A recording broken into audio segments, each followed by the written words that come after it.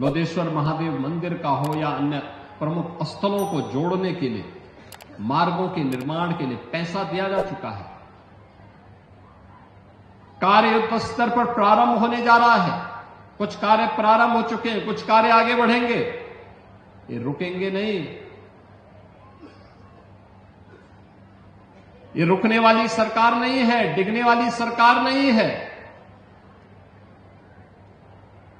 ये double engine की सरकार प्रधानमंत्री मोदी जी के नेतृत्व में, उनके मार्गदर्शन में जो बोलती है वह करके दिखाती है, और जितना करती है उतना ही बोलती है।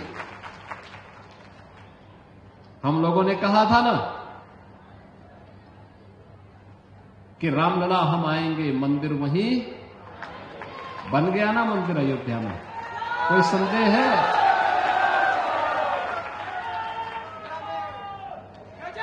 कोई संदेह है? और हम आज फिर इस बात को कह रहे हैं कि कयामत के दिन तक भी कभी, कयामत का दिन तो कभी आना ही नहीं है, और इसलिए बाबरी ढांचे का पुनर्निर्माण कभी होना ही नहीं है। जो कयामत के दिन आने का सपना देख रहे हैं, ऐसे ही सड़गल जाएंगे, कभी वह दिन आने वाला नहीं है।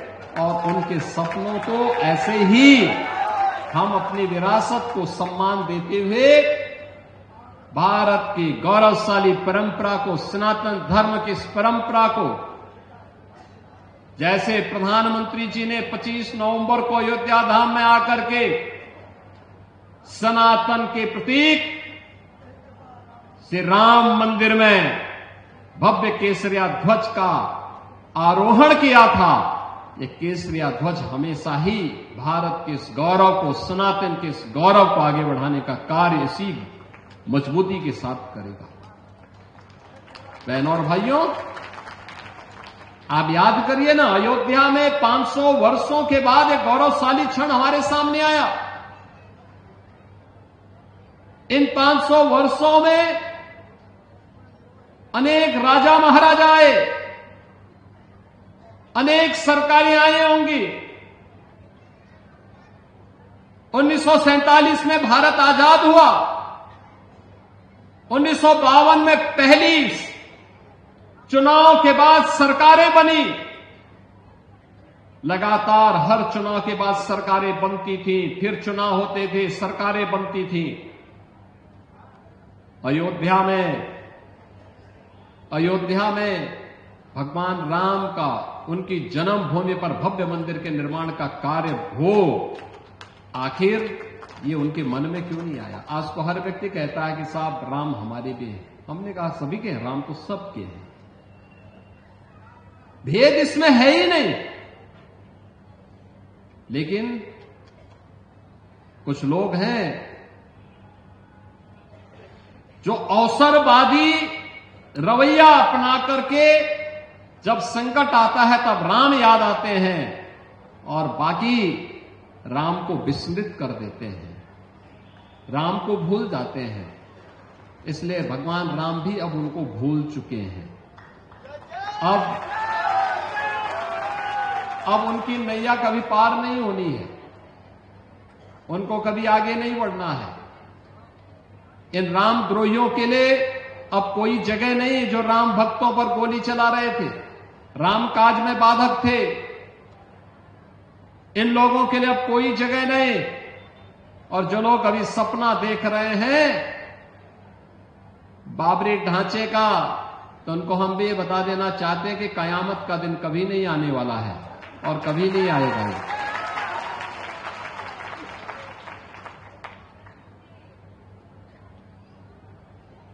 कयामत के दिन के लिए मत जियो।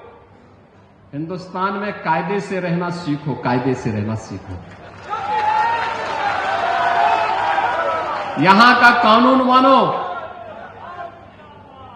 कानून मानोगे, कायदे से रहोगे तो फायदे में रहोगे, और नहीं तो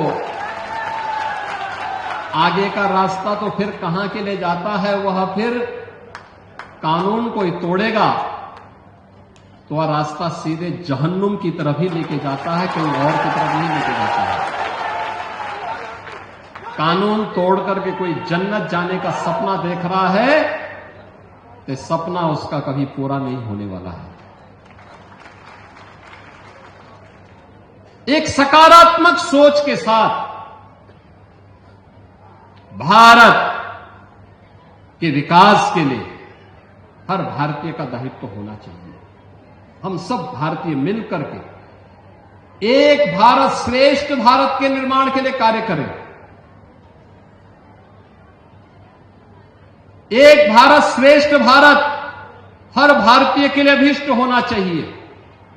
हमारे जीवन का संकल्प होना चाहिए, हमारा देश वैभवशाली हो, हमारा देश विकसित हो।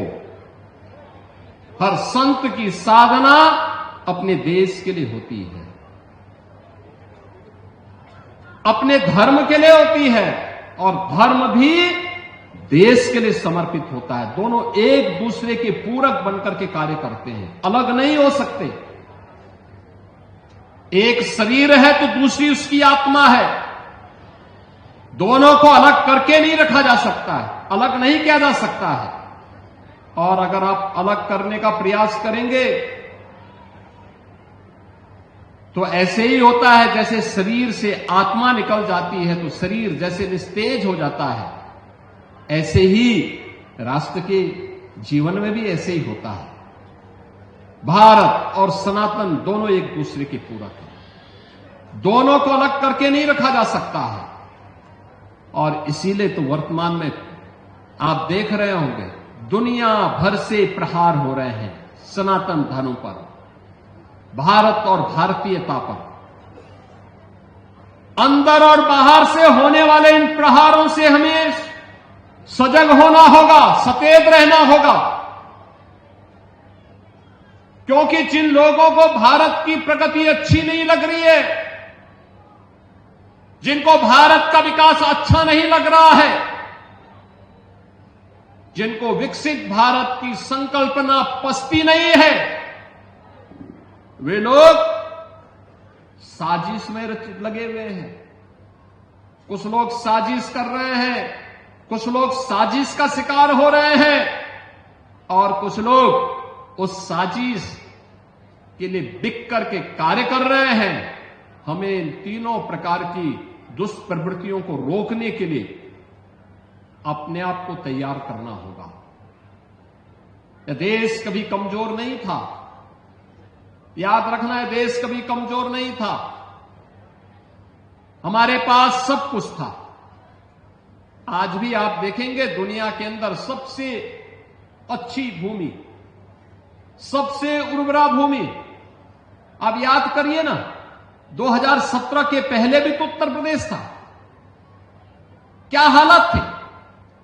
कोई पर्व और त्योहार आप शांतिपूर्ण तरीके से नहीं मना सकते थे,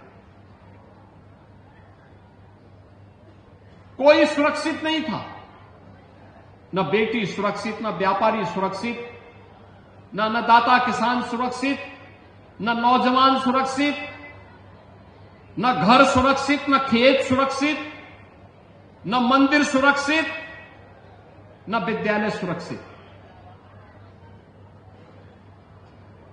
हर तीसरे चौथे दिन किसी न किसी जिले और किसी न किसी शहर में कर्फ्यू लगता था, दंगे होते थे,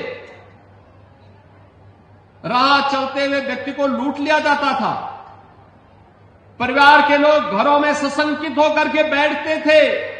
अगर परिवार का कोई सदस्य बाहर गया है और सूर्य अस्त होते होते वापस घर में नहीं आया है तो सशंकित होकर के बैठ जाते थे, क्या हो गया, टेलीफोन पे टेलीफोन, टेलीफोन पे टेलीफोन। किसी भी गरीब की जमीन पर कब्जा कर लिया जाता था। आपने देखा होगा बाबा हरशंकर दास जी, जिन्होंने सैकड़ों पहलवान तैयार किए, इस राम जानकी मंदिर की जमीन पर भी कब्जा करने का प्रयास हुआ, बाबा को भी गोली मार दी गई थी। आप देख रहे हैं यह अराजकता थी। सरकार बदलते ही सारी अराजकता गायब हो गई।